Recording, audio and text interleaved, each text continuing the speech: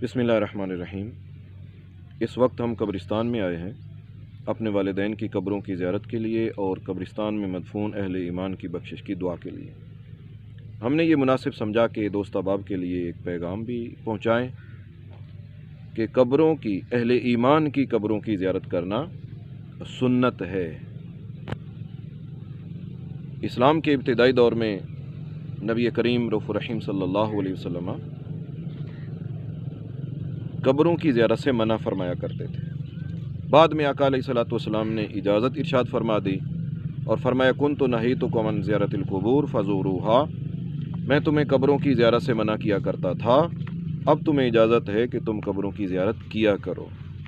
ये तो हमारे लिए हुक्म हुआ।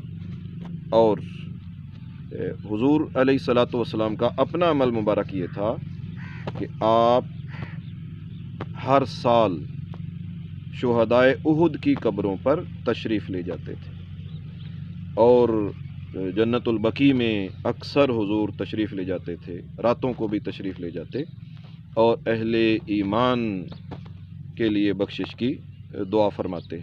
एक हदीस का मफ़हूम यह है, सैयदा आयशा सिद्दीक़ा रज़ियल्लाहु ताला अन्हा फरमाती हैं कि हुजूर कब्रिस्तान में तशरीफ़ ले गए और 3 मरतबा हाथ उठाकर हुजूर अलैहिस्सलातु वस्सलाम ने वहाँ पे मदफून लोगों के लिए बख्शिश की दुआ फरमाई।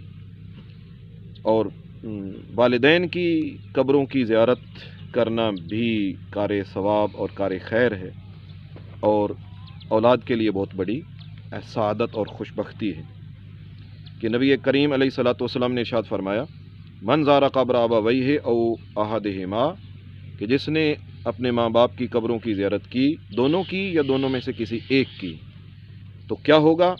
फरमाए एक तो उसके गुनाहों को बख्श दिया जाएगा और दूसरा वो वालिदैन के साथ नेकी करने वाला लिख दिया जाएगा।